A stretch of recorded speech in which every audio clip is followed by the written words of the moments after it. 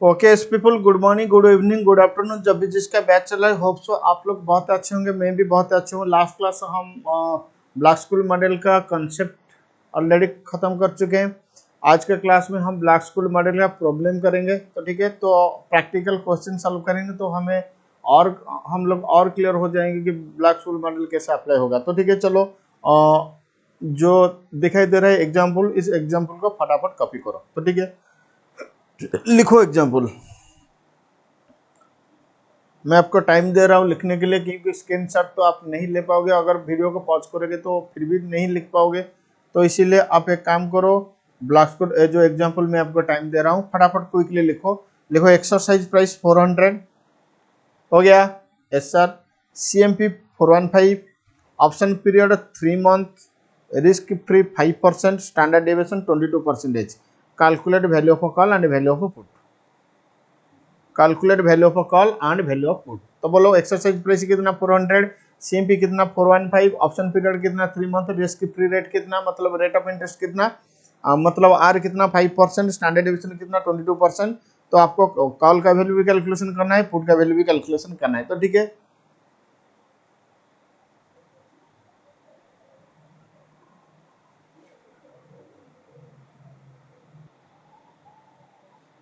तो ठीक है। तो ब्लैक स्कूल मॉडल के लिए हमें D1 और D2, ND1 और ND2 चाहिए।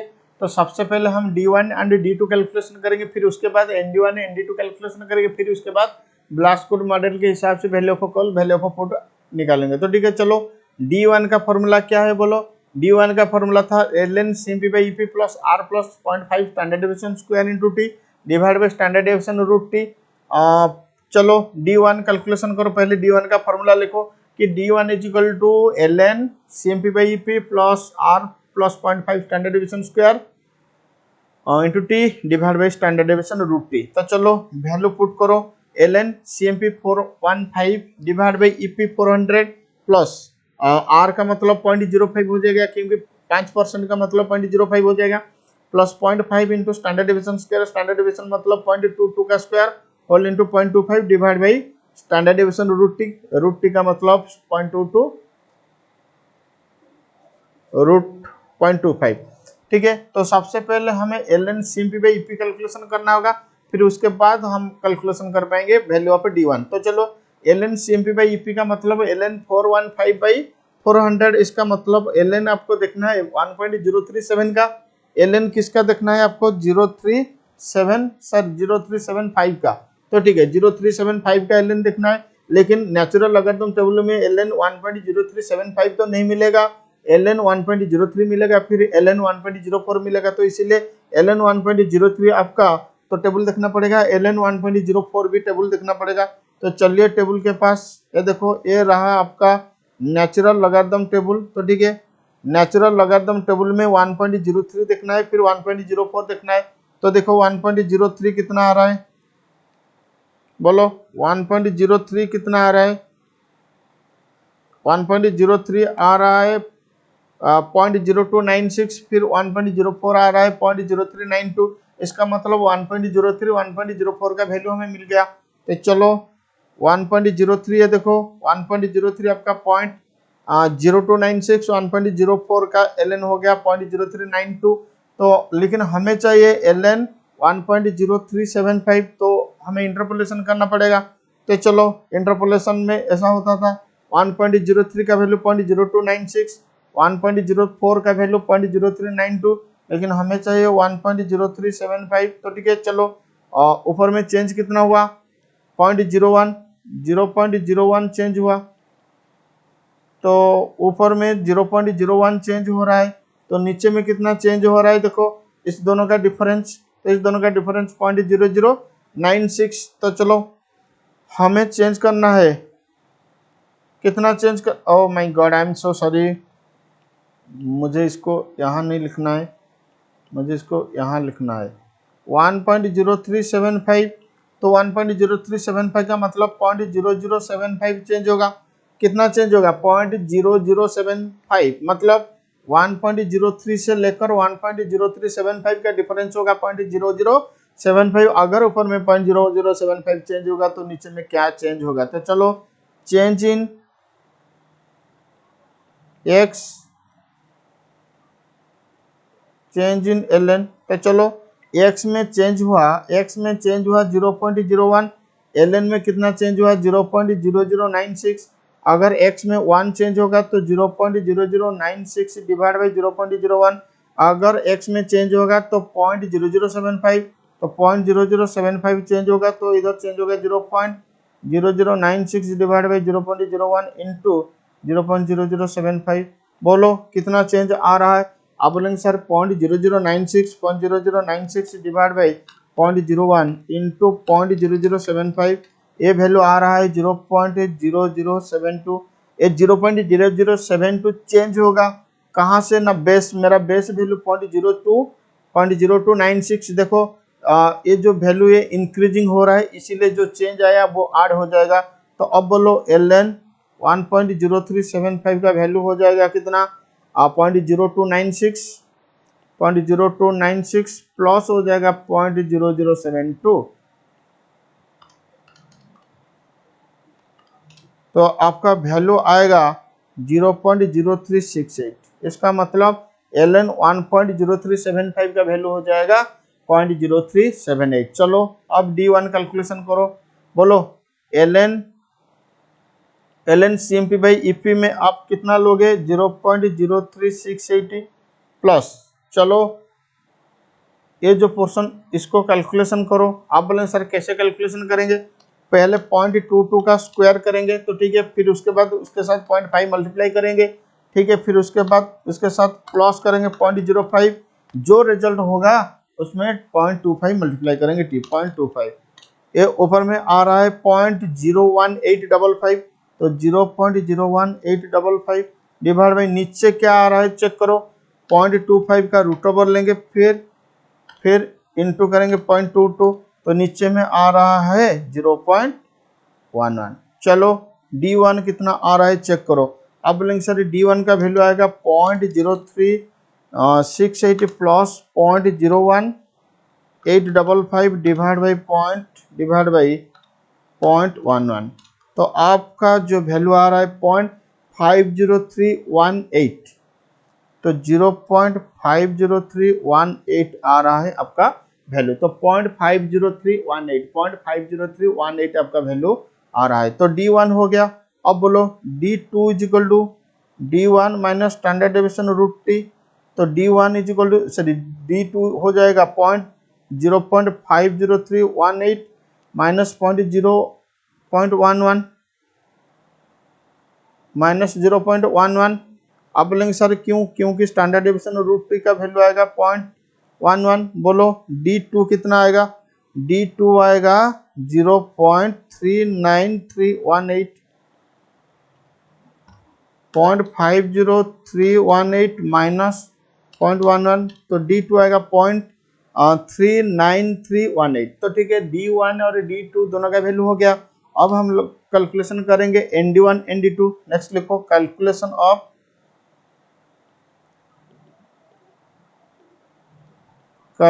Of ND1 and ND2। चलो ND1 ND2 निकालने के लिए हमें ND1 ND2 bye ND table का सहारा लेना पड़ेगा। अगर ND2 आपके ND का टेबल आपके पास नहीं है तो आप क्या करेंगे ना, जेड टेबल का वैल्यू मिलेगा, जेड टेबल का वैल्यू से 0.5 का एडजस्ट करोगे तो ठीक है। चलो बोलो D1 इज इक्वल टू 0.50318, तो बोलो ND टेबल दिखना है आपको, तो n 0.50 मिलेगा, n 0.51 मिलेगा। आप बोलेंगे सर क्यों, क्योंकि ND में पॉइंट के बाद 2 फिगर का वैल्यू मिलेगा, तो ND टेबल में 0.50 का वैल्यू मिलेगा, 0.51 का वैल्यू मिलेगा। बोलो ये जो वैल्यू ये पॉजिटिव है, यस और नो। आप बोलेंगे सर हाँ ये तो पॉजिटिव का वैल्यू, तो पॉजिटिव का वैल्यू अगर आप देखोगे तो जेड टेबल का वैल्यू से जेड टेबल का वैल्यू में 0.5 आपको ऐड करना पड़ेगा।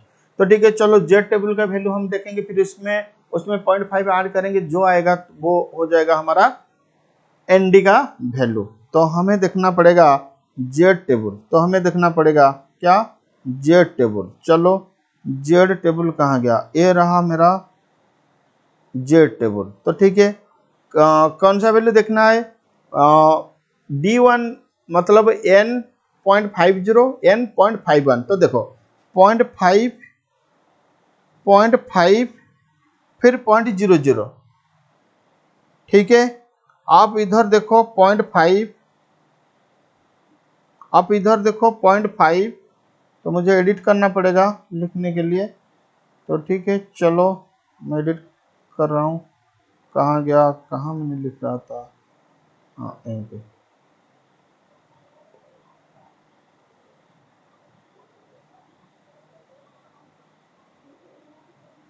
ये देखो 0.5 0.00, ये रहा आपका 0.5, ये रहा आपका 0.00। इसका मतलब ये जो वैल्यू ये हो जाएगा n 0.50 का वैल्यू कितना आ रहा है 0.1915, 0.1915, ठीक है। ये तो जे टेबल का वैल्यू, तो इसमें हम क्या करेंगे ना 0.5 ऐड करेंगे, तो 0.1915 प्लस 0.5, ये आ रहा है आपका 0.6915। इसका मतलब 0.6915 हो जाएगा आपका वैल्यू 0.6915, तो ठीक है। फिर उसके बाद हमें लेना है क्या 0.5 का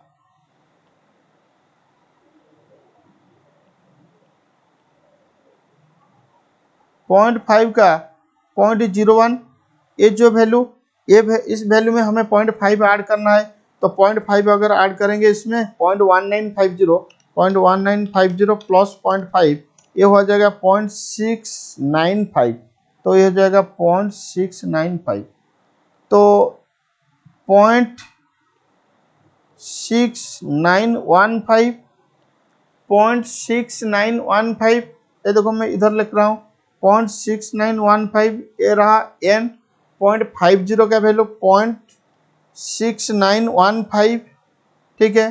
फिर 0.695 हुआ n51 का वैल्यू, तो 50 का वैल्यू 51 का वैल्यू को अगर हम इंटरपोलेशन करेंगे तो हमें बीच का वैल्यू मिल जाएगा, तो ठीक है चलो लिखो n 0.50 का वैल्यू मैं आपको दे रहा हूं, बोलो कितना 0.6915, तो ठीक है। n51 का वैल्यू दे रहा हूं 0.695, चलो 0.6915 और 0.695 को हम इंटरपोलेशन करेंगे, तो ठीक है। देखो पॉइंट के बाद मैं 4 फिगर ले रहा हूं, आपको भी टेबल मिलेगा या आंसर मिलेगा पॉइंट के बाद 5 या 6 वैल्यू, तो उसमें कुछ प्रॉब्लम नहीं, आपको एटलीस्ट पॉइंट के बाद 4 या 5 लेना है, तो ठीक है। तो ये डिपेंड करेगा आपके पास कौन सा टेबल है। अगर आपके पास जेड टेबल है तो पॉइंट के बाद आपको 4 फिगर मिलेगा, अगर आपके पास एनडी टेबल है तो पॉइंट के बाद 5 फिगर मिलेगा। तो पॉइंट के बाद 5 फिगर लीजिए या पॉइंट के बाद 4 फिगर लीजिए तो भी चलेगा, लेकिन 4 से कम फिगर लोगे तो आपका आंसर गलत आएगा, तो ठीक है। चलो आपको एटलीस्ट 4 या 5 लेना है। अब ये देखो हमें इंटरपोलेशन करना है, 0.50 का वैल्यू 0.6915, 0.51 का वैल्यू 0.695, तो ठीक है। मुझे चाहिए कौन सा 0.50 318 का वैल्यू, तो ठीक है चलो आप ये बताइए कि इधर कितना चेंज हुआ। आप बोलेंगे सर इधर तो 0.01 चेंज हुआ, तो इधर कितना चेंज हुआ 0.695 माइनस 0.6915, नीचे में चेंज हो रहा है 0.0035, लेकिन ये जो वैल्यू ये इंक्रीजिंग हो रहा है, तो ठीक है चलो यहाँ कितना चेंज होगा 0.00318, तो इधर कितना चेंज होगा, तो बोलो change in D1, change in value, D1 में कितना चेंज हुआ, वैल्यू में कितना चेंज हुआ। D1 में जब चेंज हुआ 0.01, बोलो 0.01 चेंज हुआ तो वैल्यू में चेंज हुआ 0.0035। अगर D1 में 1 चेंज होगा तो इधर चेंज होगा 0.0035 डिवाइड बाई 0.01, अगर इधर चेंज होगा 0.00318 तो 0.00318 चेंज होगा, तो इधर चेंज होगा 0.0035 डिवाइड बाई 0.01 इंटू 0.00318। बोलो कितना चेंज होगा? तो 0.0035 डिवाइड बाई 0.01 इंटू 0.00318, ये चेंज होगा 0.00011। तो ठीक है, बोलो n 1.5038 का वैल्यू कितना आएगा? n 0.5038 का वैल्यू कितना आएगा? ये जो वैल्यू इसमें ऐड होगा चेंज, ये जो वैल्यू कितना 0.6915, तो बोलो 0.6915 प्लस 0.00111, तो 0.6915 प्लस 0.00111, 0.6915 प्लस 0.00, तो ये वैल्यू आ जाएगा 0.69261।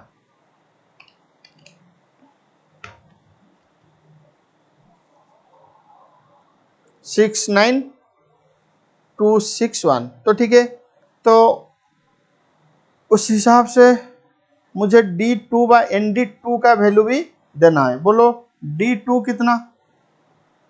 आप बोलेंगे सर D2 0.39 नहीं, हाँ 39318, तो D2 आपके सामने रहा 0.39318। तो ठीक है, तो 0.39318, तो बोलो n 0.39 मिलेगा, फिर n 0.40 मिलेगा।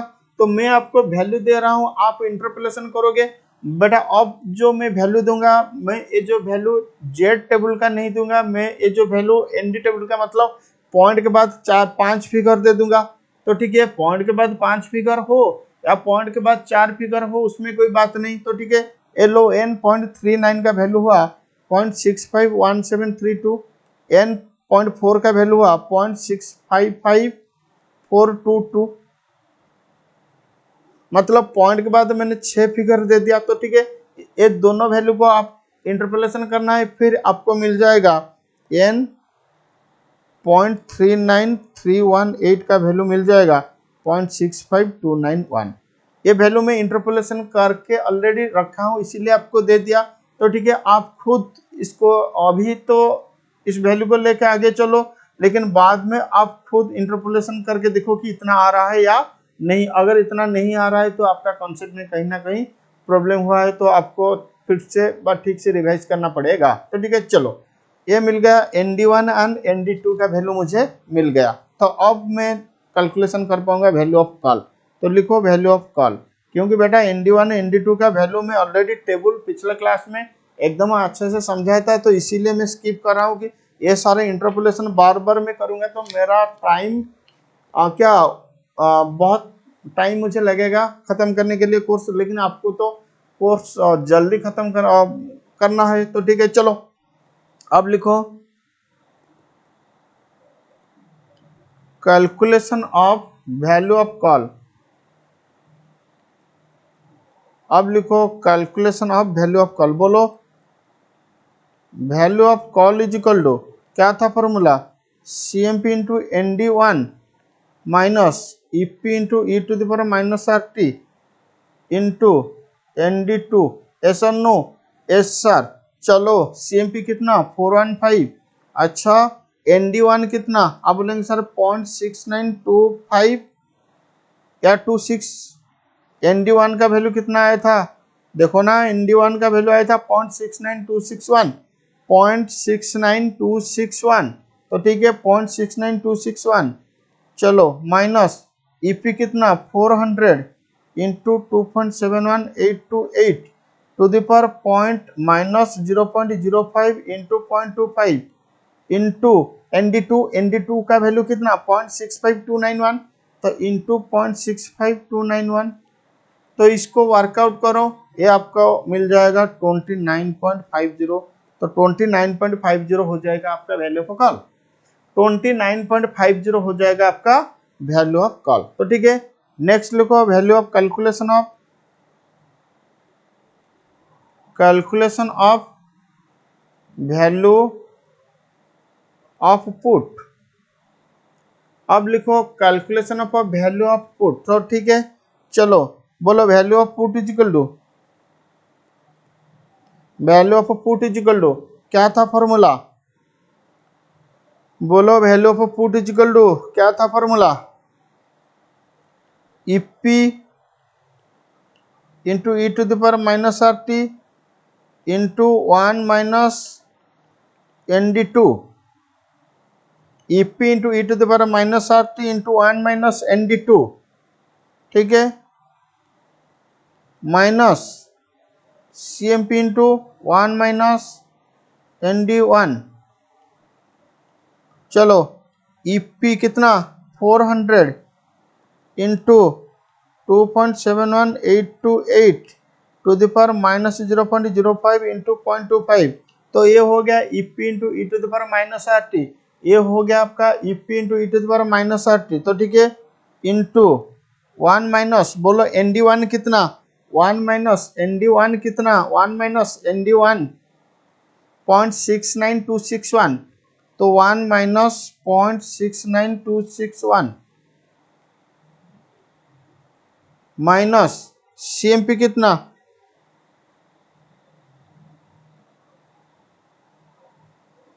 माइनस सीएमपी कितना 415 इंटू बोलो 1 माइनस एनडी टू कितना 0.65291। तो 1 माइनस 0.65291 इजिकल टू बोलो CMP into E to the power minus R T कितना आ रहा है। अब बोलेंगे सर आपको कैलकुलेशन करना पड़ेगा, तो हाँ ठीक है कैलकुलेशन करो। तो कैलकुलेशन कैसे होगा ये तो आपको पता है, 0.05 इंटू 0.25 आ रहा है 0.0125। तो मैं इधर लिख रहा हूँ 0.0125। तो ठीक है चलो 2.71828 1 2 3 4 5 6 7 8 9 10 11 12 minus 1 into 0.0125 again minus 1 1 2 3 4 5 6 7 8 9 10 11 12 into 400। ये आ रहा है 395.03 इंटू 395.03 इंटू बोलो 1 माइनस 0.69261। तो 1 माइनस 0.69261, 1 माइनस 0.69261 ये आ रहा है 0.30739। 1 माइनस 0.69261। अच्छा D1 कितना, सॉरी 0.69261। अच्छा D1 का ND1 का वैल्यू 0.69261। मैं इधर क्या 0.69261, 1 minus 0.69261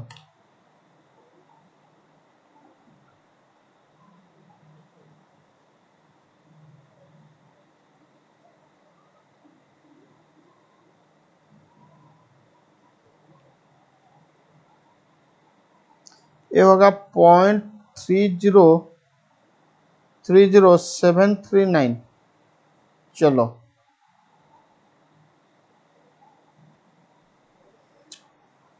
I am so sorry, मैंने सब कुछ गलत कर दिया। आई एम सो सॉरी, मैंने सब कुछ गलत कर दिया।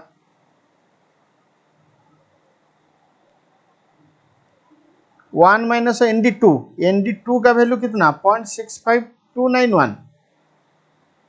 तो इधर 0.65291 माइनस होगा CMP इंटू 1 माइनस ND1। तो ND1 का वैल्यू कितना 0.65291। तो इधर 0.65291, ठीक है 0.65291। चलो अब वैल्यू निकालो 1 माइनस 0.65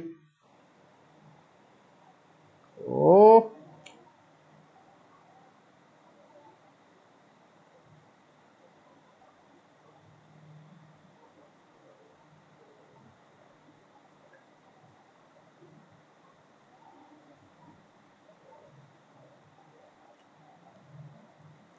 मुझे बार बार वो वैल्यू गलत मैं लिख रहा हूँ। अच्छा, ND1 का वैल्यू कितना 0.69261, तो लिखो इधर 0.69261 1 माइनस, ये क्या हो रहा है आज मेरा, 415 इंटू 1 माइनस 0.69251, हाँ पॉइंट नहीं 0.69261 0.69261 0.65291, ठीक है। चलो 1 माइनस 0.65291, ये आ रहा है 0.34709 माइनस 415 इंटू 1 माइनस 0.69261, ये आ रहा है 0.30739 इजिकल टू, बोलो कैलकुलेशन करो, 395.03 इंटू 0.34709, ये आ रहा है 137.11 माइनस 415 इंटू 0.30739, ये आ रहा है 127.57 करो, बोलो 137.11 माइनस 127.57, ये आ रहा है 9.54, तो वैल्यू ऑफ पुट हो जाएगा आपका 9.54, वैल्यू ऑफ पुट आपका हो जाएगा 9.54। तो ठीक है, क्या बेटा आपको ब्लास्कुल मॉडल का एप्लीकेशन समझ में आया? आप बोलेंगे हाँ सर समझ में आया।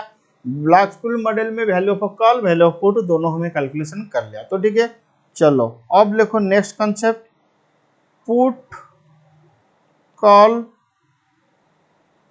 Parity theory. नेक्स्ट कंसेप्ट लिखो put call parity theory.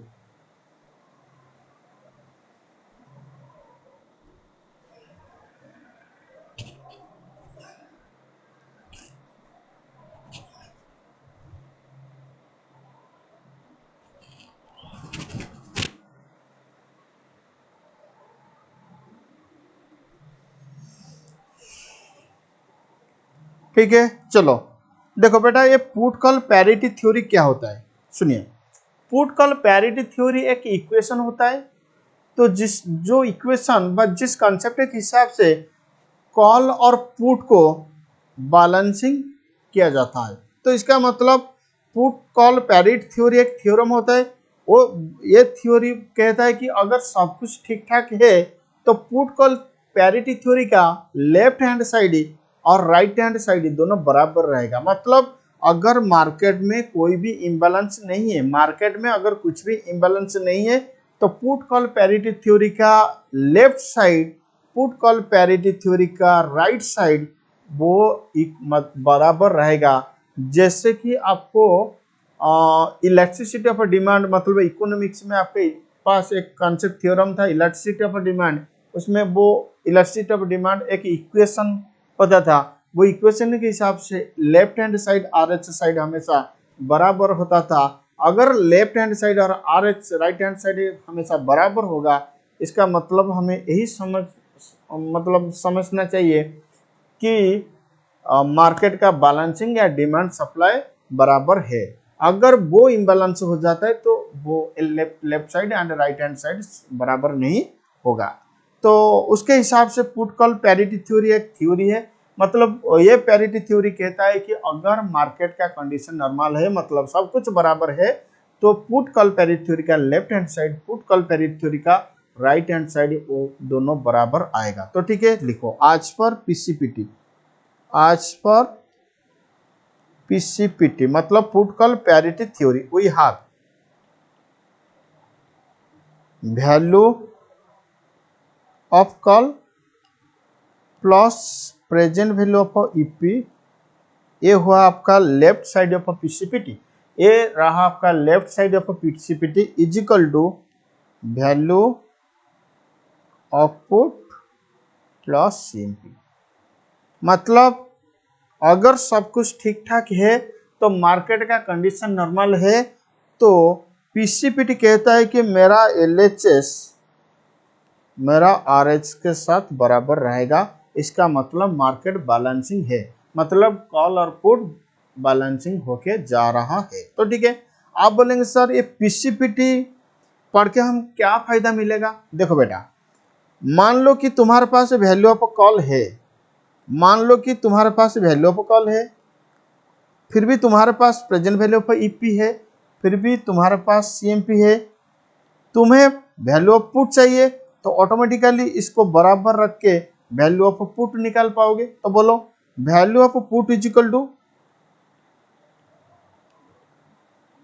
Value of put is equal to क्या होगा, अगर पीसीपीटी के हिसाब से सब कुछ बराबर है तो वैल्यू ऑफ पुट क्या आएगा, बोलो फॉर्मूला बताओ। Value of call VOC plus present value of EP, बोलो क्या होगा, minus CMP.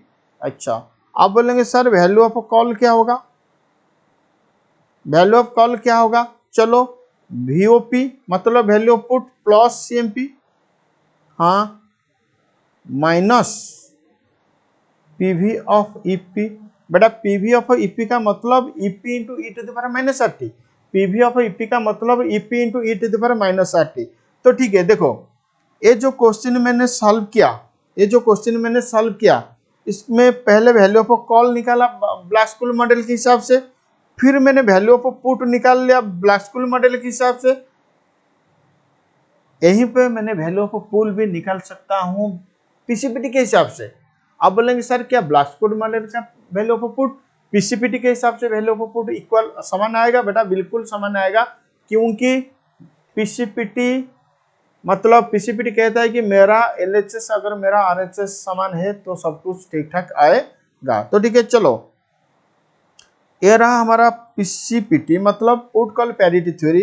Put call parity theory में हम एलएचएस और आरएचएस दोनों को देखना है। तो पीसीपीटी कहता है कि अगर सब कुछ ठीक ठाक है तो मेरा एलएचएस साइड आरएचएस साइड बराबर रहेगा। तो पीसीपीटी का यूज मतलब कहाँ आप यूज करोगे, आपको वैल्यू ऑफ कॉल पता है, बाकी इंफॉर्मेशन पता है, तो आप चाहोगे तो वैल्यू ऑफ पुट निकाल सकते हो, नहीं तो वैल्यू ऑफ पुट पता है, बाकी इंफॉर्मेशन पता है, आप चाहोगे तो वैल्यू ऑफ कॉल भी निकाल सकते हो। तो ठीक है, चलो आप बोलेंगे सर क्या ये पीसीपीटी हमेशा एप्लीकेबल होगा, नहीं, लिखो कंडीशन फॉर अप्लाइंग पीसीपीटी, मतलब पीसीपीटी कब अप्लाई होगा, मतलब कुछ कंडीशन है, अगर वो कंडीशन सेटिस्फाई होगा तो पीसीपीटी अप्लाई होगा, अगर वो कंडीशन सेटिस्फाई नहीं होगा तो पीसीपीटी अप्लाई नहीं हो पाएगा, पीसीपीटी अप्लाइड नहीं हो पाएगा। तो ठीक है, क्या कंडीशन है ना, कंडीशन पहला condition exercise price of both call option and put option और इक्वल होना चाहिए। मतलब अगर कॉल ऑप्शन का एक्सरसाइज प्राइस पुट ऑप्शन का एक्सरसाइज प्राइस इक्वल है तो पीसीपीटी लग सकता है, अगर वो दोनों इक्वल नहीं है तो पीसीपीटी नहीं लगेगा। आप बोलेंगे सर और क्या कंडीशन, मैच्योरिटी पीरियड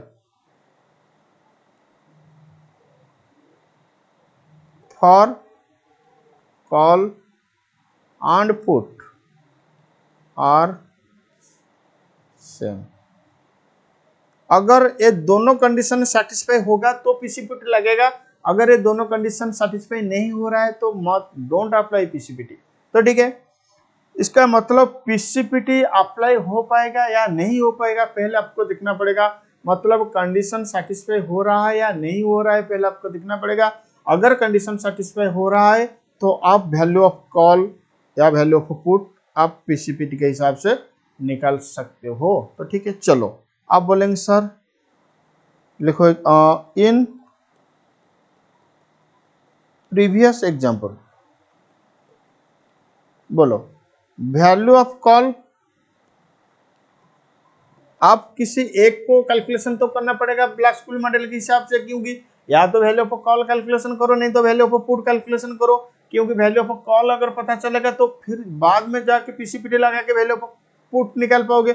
अगर वैल्यू ऑफ पुट कैलकुलेशन करोगे पहले तो बाद में जाके वैल्यू ऑफ कॉल निकाल पाओगे पीसीपीटी में। तो चलो वैल्यू ऑफ कॉल कितना आया था, तो अब बोलेंगे सर वैल्यू ऑफ कॉल आया था 29.50।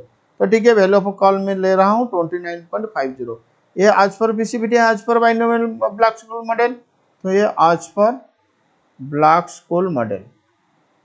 ठीक है, ब्लैक स्कूल मॉडल के हिसाब से वैल्यू ऑफ कॉल मेरा रहा 29.50। तो ठीक है, तो उसके बाद बोलो एक्सरसाइज प्राइस ऑफ कॉल। अब बोलेंगे sir exercise price of call कितना, बोलो एक्सरसाइज प्राइस ऑफ कॉल कितना 130। क्या एक्सरसाइज प्राइस ऑफ पुट भी 130? अब बोलेंगे हाँ सर, वही एक ही क्वेश्चन को हमें कॉल ऑप्शन का पुट ऑप्शन का कैलकुलेशन किए थे। तो ठीक है, एक्सपायरी पीरियड कॉल ऑप्शन के लिए भी 3 मंथ, पुट ऑप्शन के लिए भी 3 मंथ। इसका मतलब पीसीपीटी का दोनों कंडीशन सेटिस्फाई हो रहा है, यस और नो? हाँ सर, इसका मतलब पीसीपीटी का दोनों कंडीशन सेटिस्फाई हो रहा है, बोलो यस और नो? अब बोलेंगे हाँ सर, तो इसका मतलब इस सिचुएशन में हम पीसीपीटी लगा सकते हैं। तो बोलो value of put is equal to value of put, इसको मैं निकाल सकता हूं आज पर पीसीपीटी। एक बार मैं ऑलरेडी निकाल चुका हूं आज पर ब्लैक स्कूल मॉडल, अब मैं वैल्यू पुट निकाल रहा हूं आज पर पीसीपीटी। आप देखना, आपको यही दिखना है कि ब्लैक स्कूल मॉडल के हिसाब से वैल्यू ऑफ पुट जितना आया था, अब पीसीपीटी के हिसाब से वैल्यू ऑफ पुट उतना ही आएगा। चलो वैल्यू ऑफ पुट आज पर पीसीपीटी, बोलो कौन सा फॉर्मूला हम लगाएंगे? तो value of call plus present value of EP minus CMP, चलो is equal to value of call plus EP into E to the power minus RT minus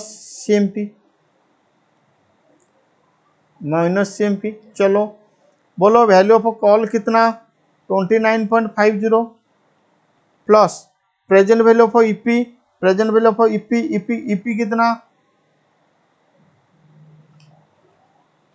अच्छा मैंने ईपी गलत बोल दिया क्या? हाँ मैंने ईपी तो गलत बोल दिया। आप बोलेंगे सर क्या ईपी बोल दिया आप? अच्छा ईपी तो था 400, चलो एक्सरसाइज प्राइस कॉल का 400 मैंने गलत बोल दिया था 400। अब ठीक है, चलो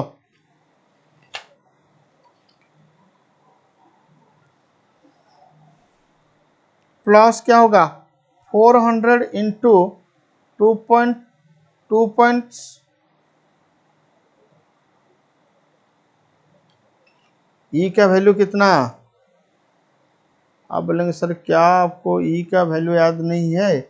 2.71828 2.71828 to the power minus 0.05 into 0.35 minus CMP कितना 415।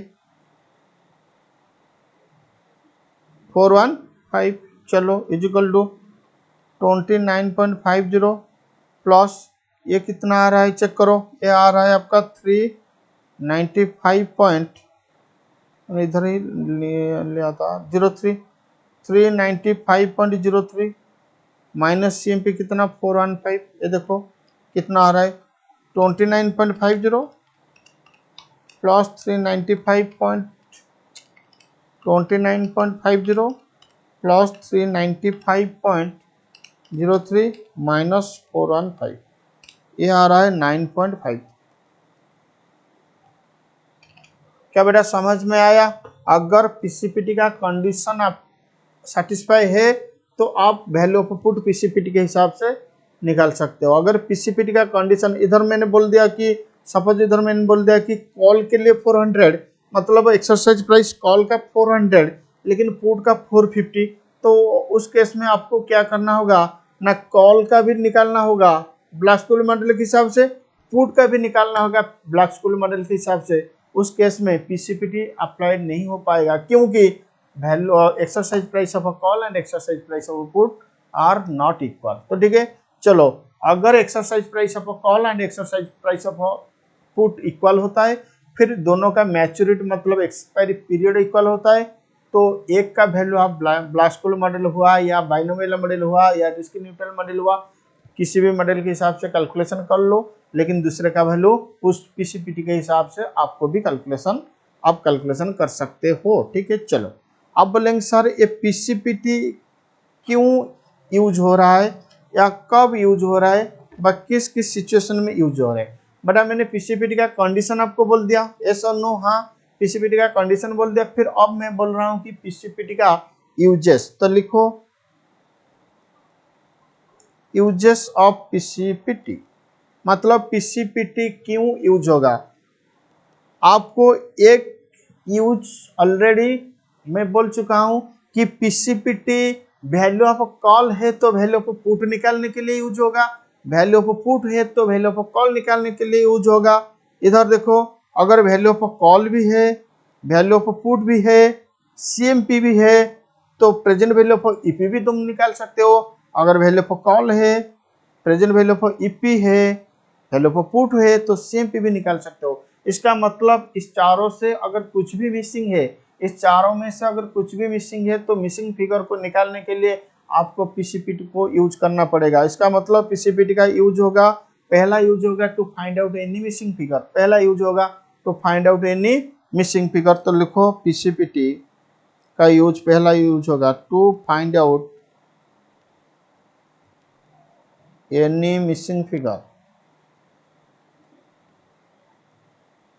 such as value of a call या VOP वैल्यू ऑफ पुट या EP और सिम। इस चारों में से कुछ भी मिसिंग हुआ तो पीसीपीटी लगा के आप निकाल पाओगे कि value of put. Point number B use लिखो टू रिकॉग्नाइज आर्बिट्रेज, मतलब LHS is equal to RHS, no arbitrage. मैंने बोला कि चेक करो पीसीपीटी का LHS पीसीपीटी का RHS हो रहा है या नहीं। अगर LHS is equal to RHS हो रहा है तो आर्बिट्रेज नहीं हो पाएगा, LHS not is equal to RHS तो आर्बिट्रेज पॉसिबल।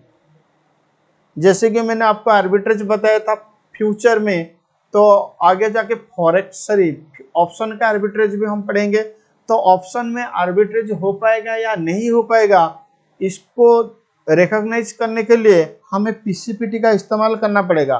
तो पीसीपीटी का LHS अगर पीसीपीटी का RHS इक्वल हो रहा है तो आप आर्बिट्रेज नहीं करोगे, अगर LHS RHS बराबर नहीं हो रहा है तो आप आर्बिट्रेज करोगे। तो ठीक है, तो पीसीपीटी का दो यूज हो गया, मतलब पहला यूज होगा to find out any missing figure, दूसरा यूज होगा to recognise whether arbitrage opportunities is possible और नॉट। तो चलो इसके साथ साथ मेरा पीसीपीटी भी खत्म हो गया। तो ठीक है, बोलो ब्लास्कुल मॉडल भी खत्म हो चुका है, पीसीपीटी खत्म हो गया, टाइम वैल्यू मॉडल खत्म हो चुका है, रिस्क न्यूट्रल मॉडल भी खत्म हो चुका है, बाइनोमियल मॉडल भी खत्म हो चुका है, तो ऑप्शन का मेजॉरिटी कॉन्सेप्ट खत्म हो चुका है, और ऑप्शन का आर्बिट्रेज का कॉन्सेप्ट हमें पढ़ना है, फिर ऑप्शन स्ट्रैटेजी वाला कॉन्सेप्ट हमें पढ़ना है। इसका मतलब ऑप्शन का दो कॉन्सेप्ट हमारा बाकी है, पहला एक हुआ आर्बिट्रेज, दूसरा हुआ स्ट्रैटेजी। तो ठीक है, तो इसके बाद हम ऑप्शन का प्रॉब्लम सॉल्यूशन करेंगे, फिर इसका ये जो क्लास ये खत्म, ऑप्शन चैप्टर खत्म हो जाएगा। फिर उसके बाद हम स्वैप्शन ये सब कंसेप्ट करेंगे, फिर फॉरेक्स करेंगे, फिर म्यूचुअल फंड पोर्टफोलियो, बहुत कुछ चैप्टर आपके लिए है, तो हम ऐसे जाएंगे। तो ठीक है, चलो मैं आपको एक एग्जांपल दे रहा हूँ, ये एग्जांपल आप घर में ट्राई करो, ये एग्जांपल आप घर में ट्राई करो, फिर खुद ट्राई करो, मुझे परेशान मत करो। अगर ये एग्जांपल आपका नहीं हो रहा है तो ठीक है, तो फिर भी आप मुझे नहीं पूछोगे कि सर एग्जांपल मेरा नहीं हो रहा है, आपको वेट करना पड़ेगा। अगर मेरा किसी दिन मेरा मूड अच्छा रहा तो मैं एग्जांपल का आंसर दे सकता हूँ, नहीं तो खुद ट्राई करने के लिए कोशिश करो। तो ठीक है, चलो मैंने आपको CMP दे दिया 408, ठीक है। फिर डिविडेंड दे दिया 10 to be paid after 2 month. मतलब डिविडेंड आपको मिलेगा, डिविडेंड आपको मिलेगा 2 महीने के बाद। तो ठीक है, क्या आपको याद है अगर डिविडेंड इनकम रहा तो ब्लैक स्कूल मॉडल में क्या एडजस्ट होगा? आप बोलेंगे सर डिविडेंड अगर रहा तो ब्लैक स्कूल मॉडल में जहां जहां हम सीएमपी लेते थे वहां वहां हम CMP minus present value of dividend लेंगे। तो ठीक है, तो बाकी सारे प्रोसीजर सेम रहेगा, लेकिन सीएमपी के जगह पे आपको CMP minus present value of dividend लेना है। बोलो, सीएमपी के जगह पे आपको CMP minus present value of dividend लेना है। ठीक है, चलो फिर मैंने बोला कि एक्सरसाइज प्राइस 400, सॉरी हाँ एक्सरसाइज प्राइस 400, लेकिन मैंने सीएमपी तो आपको दे दिया 408। तो ठीक है, चलो स्टैंडर्ड डिविएशन आपको दे दिया 22%, आर आपको दे दिया 5%। अब मैंने बोला कि calculate value of call and value of put. आपको वैल्यू ऑफ कॉल भी कैलकुलेशन करना है, आपको वैल्यू ऑफ पुट भी कैलकुलेशन करना है। तो ठीक है, देखो मैं आपको ट्रिक बता देता हूं कि खुद ट्राई करोगे कैसे। तो पहले कैलकुलेशन करो, मैं आपको कुछ ट्रिक पॉइंट दे देता हूं। पहले कैलकुलेशन करो प्रेजेंट वैल्यू ऑफ डिविडेंड। ठीक है, तो present value of dividend calculation हो गया। अब कैलकुलेशन करो CMP minus present value of dividend.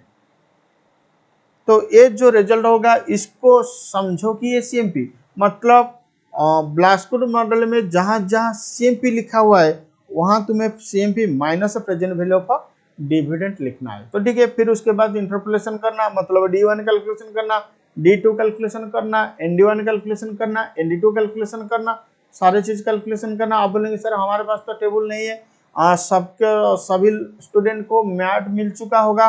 अगर आपको मैट मिल चुका होगा, मैट में शायद हो सकता है, लेकिन कुछ मैट में गलती से मैंने natural logarithm table, Z table और एनडी टेबल देने के लिए मैं क्या भूल गया था। तो इसीलिए मैं आपको यही कह रहा हूं कि आप एनडी टेबल नहीं, जेड टेबल और नेचुरल लॉगरिथम टेबल इसको गूगल से डाउनलोड कर सकते हो। नहीं तो मेरे फेसबुक पेज में इसका फोटोकॉपी है, तो आप वहां से भी ले सकते हो। मेरा फेसबुक का आईडी CMA देवदत्त साई। तो ठीक है, तो मेरा फेसबुक पेज में इसका फोटोकॉपी है, आप वहां से भी ले सकते हो। तो ठीक है, नहीं तो आप डाउनलोड कर सकते हो, नहीं तो मुझे व्हाट्सएप में रिक्वेस्ट भेजो, मैं आपको इसका फोटोकॉपी दे दूंगा। तो ठीक है, चलो तो CMP minus present value of dividend ले लोगे। फिर उसके बाद आपको क्या करना है ना, वैल्यू ऑफ कॉल कैलकुलेशन करना है आज पर ब्लैक स्कूल मॉडल। ठीक है, फिर उसके बाद वैल्यू ऑफ पुट चाहिए। तो वैल्यू ऑफ पुट निकालने के लिए आपके पास दो अल्टरनेटिव है। पहला तो आप ब्लैक स्कूल मॉडल के हिसाब से कैलकुलेशन करो, नहीं तो पीसीपीटी के हिसाब से कैलकुलेशन करो। आप बोलेंगे सर इधर पीसीपीटी अप्लाई हो पाएगा? हाँ बेटा हो पाएगा। क्यों? क्योंकि ईपी दोनों के लिए सेम। अच्छा, एक्सपायरी पीरियड ये 3 मंथ, दोनों के लिए भी 3 मंथ। तो एक्सपायरी पीरियड दोनों के लिए 3 मंथ और एक्सरसाइज प्राइस भी दोनों के लिए 400। इसका मतलब पीसीपीटी भी अप्लाई हो पाएगा। तो आप पीसीपीटी के हिसाब से वैल्यू ऑफ पुट भी निकाल सकते हो। आप बोलेंगे सर इसका आंसर दे दीजिए, बट इसका आंसर मैं अभी नहीं दे रहा हूं। तो ठीक है, मैं कोशिश करूंगा कि इसका आंसर आपको अगले क्लास में दे दूंगा। तो खुद ट्राई करो। नेक्स्ट क्लास में हम आर्बिट्रेज करेंगे, ऑप्शन का आर्बिट्रेज होने के बाद हम ऑप्शन का स्ट्रैटेजी करेंगे, फिर ऑप्शन चैप्टर खत्म हो जाएगा। आज के लिए इतना। Thank you, tata, bye bye.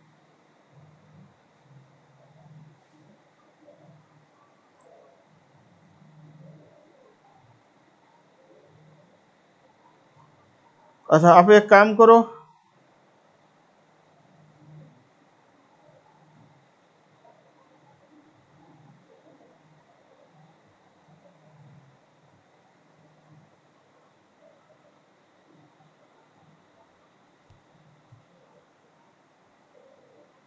अच्छा, ये दिखाई दे रहा है आपको?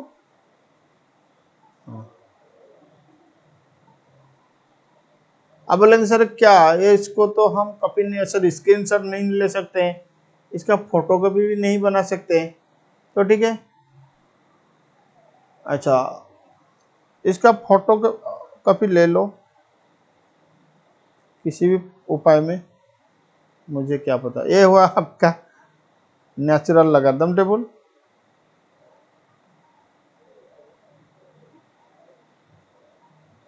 ये रहा आपका जे टेबल।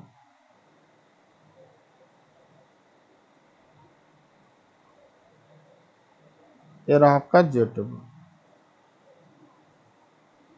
ठीक, चलो आज के लिए इतना। Thank you, tata, bye bye.